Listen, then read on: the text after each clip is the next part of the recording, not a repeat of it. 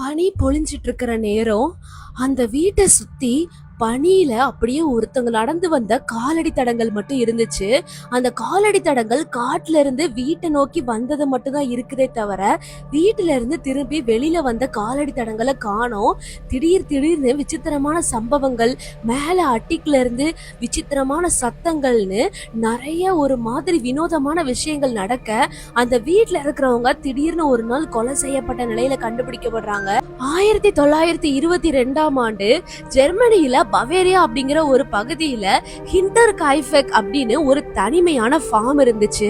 அந்த ஃபார்ம் கொஞ்சம் வெளியே அவுட்டர்ல இருக்க வில்லேஜ்ல இருந்து சுத்திலும் வந்து ஃபீல்டு தான், வயல்கள் தான், காடு அப்படின்னு சொல்லிட்டு ரொம்பவே அமைதியான இடமா இருந்திருக்கு.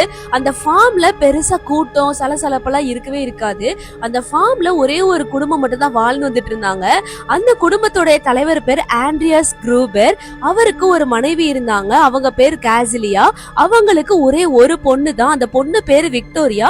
அந்த விக்டோரியாக்கு 2 குழந்தைங்க, 7 வயசுலயும் 2 வயசுலயும் சின்ன குழந்தைங்க தான். சோ இவங்க மட்டும் தனிமையா வந்து வாழ்ந்து வந்துட்டு இருக்க.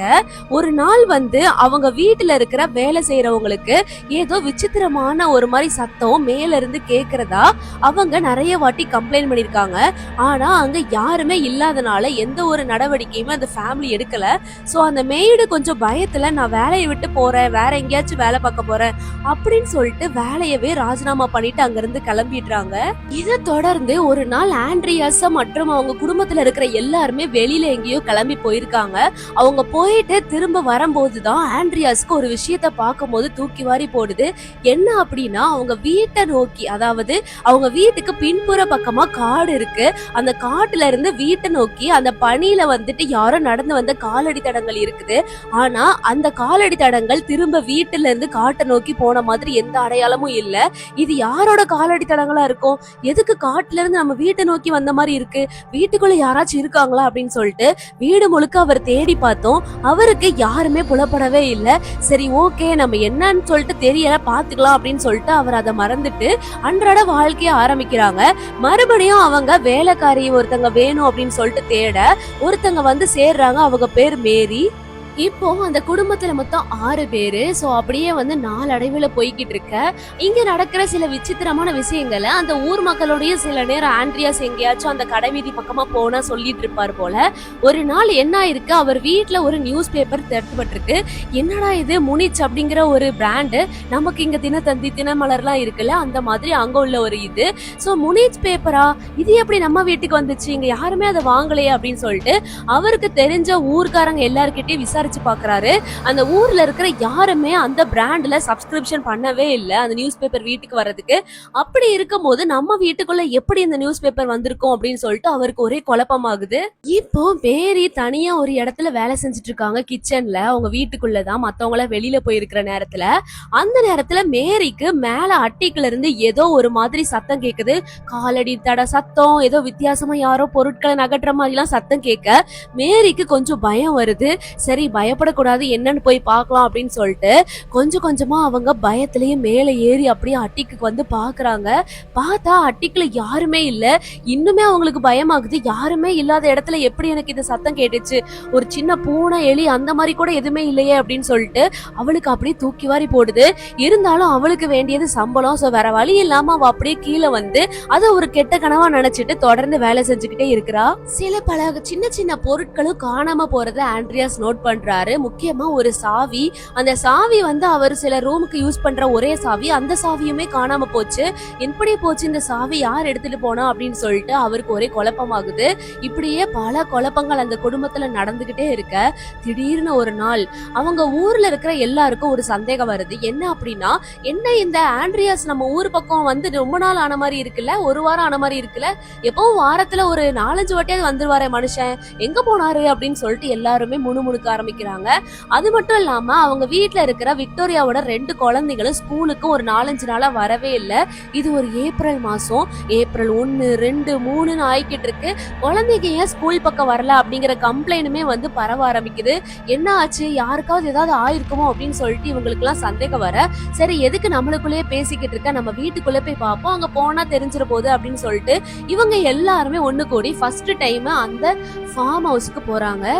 அங்க போய் பார்த்ததுக்கு அப்புறமா தான் அவங்க எல்லாருக்கும் செம்ம ஷாக்கு. என்ன அப்படின்னா அங்க இருக்கிற 6 பேருமே வந்து கொலை செய்யப்பட்டிருக்காங்க. தற்கொலை கூட இல்ல, மர்டர். அது மட்டும் இல்லாம அந்த வேலைக்காரி அவங்கள கூட விட்டு வைக்கல, அவங்களுமே அங்க செத்து கிடக்குறாங்க. இத பார்த்து இவங்க எல்லாருக்கும் ரொம்பவே வந்து கஷ்டமா இருக்கு. என்ன ஆச்சு இந்த குடும்பத்துக்கு, இப்படிப்பட்ட ஒரு கோர சம்பவம் நம்ம ஊர்லயா நடக்கணும் அப்படின்னு சொல்லிட்டு அவங்க எல்லாருமே பயந்து போய் போலீஸ் ஸ்டேஷனுக்கு ஃபர்ஸ்ட் இன்ஃபார்ம் பண்றாங்க. போலீஸ்காரங்களும் அங்க விரைவா வராங்க. ஆனா அவங்க வந்ததுக்கு அப்புறமா அவங்களால எதுவுமே வந்து டக்குன்னு கண்டுபிடிக்க முடியல. ஏன் அப்படின்னா இது வந்து 1922ல நடந்தது. பெருசா சிசிடிவி அந்த மாதிரி எந்த ஒரு தொழில்நுட்பமும் கிடையாது.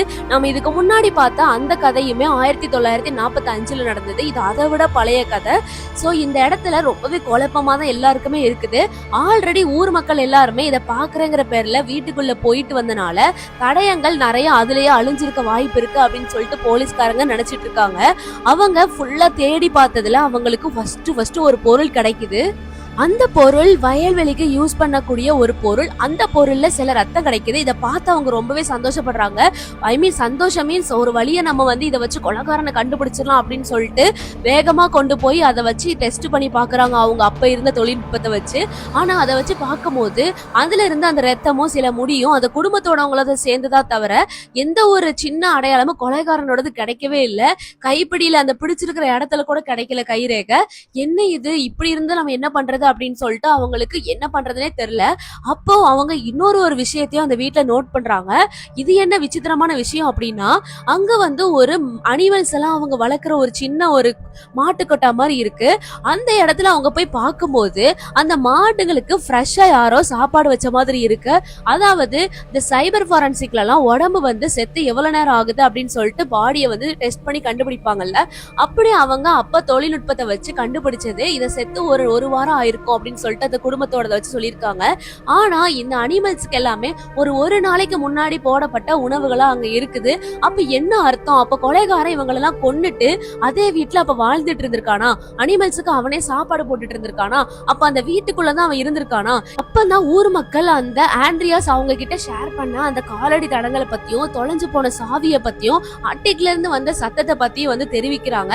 இதை கேட்டு போலீஸ்காரங்களுக்கு என்ன தோணுதுன்னா அப்போ ஒருவேளை அந்த கொலைகாரன் காட்டு பகுதியில இருந்து இவங்க வீட்டை நோட்டம் விட்டு வீடை பத்தி நல்லா தெரிஞ்சுக்கிட்டு இவங்க இல்லாத டைமா வீட்டுக்கு வந்து அட்டிக்ல போய் அவங்களுக்கே தெரியாம தங்கிக்கிட்டு அதுக்கப்புறம் ஒரு நாள் பார்த்து அவங்க எல்லாரையுமே கொண்டிருக்கான் அப்படின்னு சொல்லிட்டு அவங்க வந்து டிசைட் பண்றாங்க. அது மட்டும் இல்லாம இவனோட மோட்டோ என்னன்னே அவங்களுக்கு புரியவே இல்லை. ஏன் அப்படின்னா அங்க நிறைய விலை உயர்ந்த சில பொருட்கள் கொஞ்சம் பணம் எல்லாம் இருந்திருக்கு. ஆனா அது எதுவுமே தொலையவே இல்லை. அப்போ அவனோட மோட்டோ இந்த மாதிரி பொருட்களோ இல்லைன்னா செல்வங்களோ கிடையாது. அப்ப எதுக்காக அவன் வந்து இந்த குடும்பத்தை இப்படி கொண்டிருக்கணும்? உண்மையாவே அவன் தான் கொன்னானா இல்ல இது வேற ஏதாவது அமானுஷ்யமா அப்படின்னு சொல்லிட்டு அவங்களுக்கு புலப்படவே இல்லை. இந்த விஷயம் இப்ப வரைக்கும் ஒரு அன்சால்வ்டு மிஸ்ட்ரியாவே இருந்து முடிஞ்சிருச்சு. இப்போ கண்டிப்பா அந்த ஊர் மக்கள் கூட நிறைய பேர் அப்ப பார்த்தவங்க இறந்து போயிருப்பாங்க. ஏன்னா இது அவ்வளவு பழைய கதை. ஆனாலுமே இப்படி ஒரு அன்சால்வ்டு மிஸ்ட்ரிய நீங்க இதுக்கு முன்னாடி கேட்டிருக்கீங்களா அப்படின்னு சொல்லிட்டு கமெண்ட்ல சொல்லுங்க. நீங்க அந்த கொலைகாரன் எதுக்காக கொலை பண்ணிருப்பான் அப்படின்னு சொல்லிட்டு நினைக்கிறீங்க? அப்படி ஒருவேளை அது கொலைகாரன் இல்லைன்னா அப்போ ஒரு அமானுஷ்யமா அப்படிங்கறதையும் நீங்க உங்களுக்கு தோணுறத கமெண்ட்ல சொல்லுங்க. அடுத்து ஒரு சுவாரஸ்யமான அன்சால்வ்டு மிஸ்ட்ரி கதையோட உங்களை வந்து பாக்குற. until then this is LG voice over. Tata, bye bye.